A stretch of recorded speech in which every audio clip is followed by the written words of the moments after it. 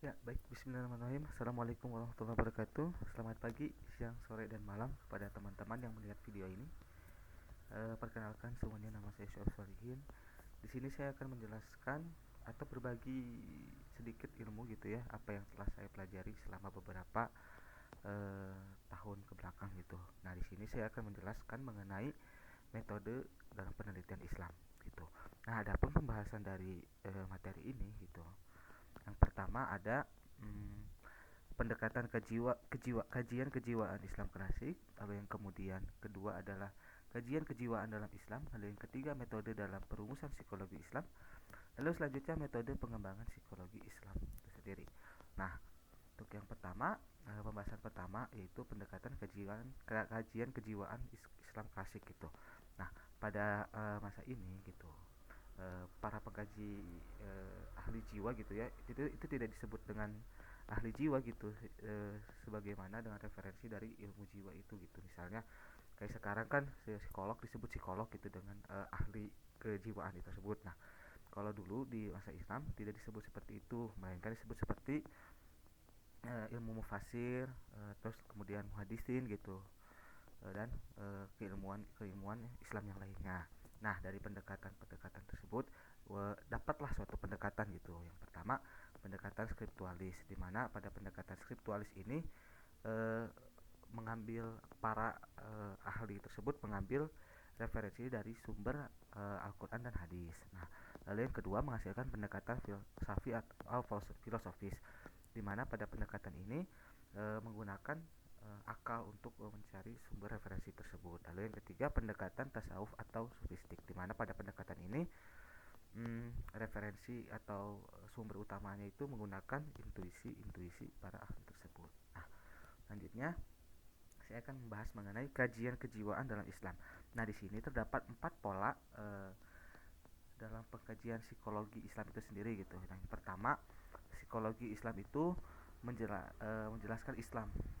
Nah, lalu yang kedua, perbandingan psikologi dengan Islam. Jadi, perbandingan psikologi itu apa, Islam itu apa gitu. Lalu yang kemudian membangun konsep psikologi berdasarkan Islam. Setelah tadi membandingkan antara psikologi dan Islam, kita coba bangun gitu. Apa konsep psikologi itu berdasarkan Islam itu seperti apa. Nah, lalu yang terakhir, penilaian Islam terhadap psikologi. Nah, lalu setelah itu penilaian Islam itu sendiri terhadap psikologi itu bagaimana gitu. Mudah-mudahan dapat dipahami teman-teman.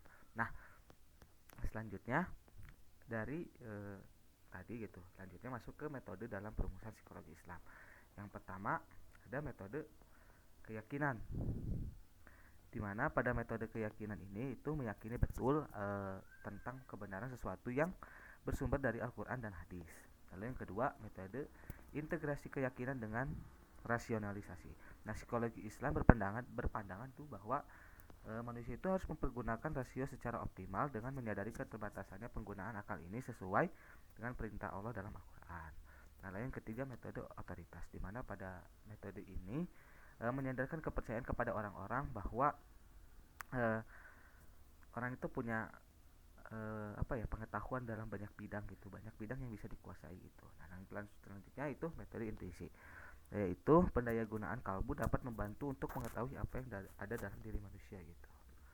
Nah, selanjutnya kita masuk ke metode pengembangan Islam. Nah, di sini terdapat dua metode pengembangan di dalam Islam itu, Islam itu sendiri. Yang pertama ada metode idealistik, lalu yang kedua metode pragmatis. Nah, metode idealistik ini yaitu metode yang mengutamakan penggalian psikologi Islam dari ajaran Islam. Nah, kebenaran substansi dapat dicapai bila manusia meyakini bahwa ilmu diberikan Allah kepadanya dan pengetahuan yang digali melalui akal sehatnya. Nah, seperti itu. Lalu yang kedua metode pragmatis. Nah, metode pragmatis ini sendiri apa ya, pengkajian dari pengembangan psikologi Islam yang mengutamakan aspek praktis dan kegunaannya. Lalu kalau misalnya teman-teman bertanya gitu, metode mana yang lebih baik di antara keduanya? Maka jawabannya adalah keduanya sama-sama baik. Mengapa demikian? Karena eh, perbedaannya hanya sama-sama menggunakan apa yang merancang dengan psikologi Islam itu sendiri. Hanya saja yang idealistik itu memang sumber utama dan rujukannya itu utamanya itu memang yang dari Al-Quran dan hadis tersebut. Nah, kalau misalnya memang yang pragmatis itu karena dia ilmunya praktis, dia apa sih menggunakan metode, bukan metode, hmm, rancangan gitu dari pengertian psikologi apa gitu, misalnya misalnya sedang membahas konsep eh, jiwa yang sehat menurut teori ini gitu, lalu kita menambahkan saja melalui referensi dari sumber Al-Quran dan hadis seperti itu teman-teman. Nah, mungkin sekian pemaparan dari materi yang telah saya jelaskan. Mudah-mudahan apa yang saya sampaikan mudah dapat bermanfaat buat teman-teman semua. Nah, bagi teman-teman yang merasa video ini banyak manfaatnya, mangga boleh di share, di like, dan subscribe. Terima kasih. Syukron. Syukron alaikum. Assalamualaikum warahmatullahi wabarakatuh.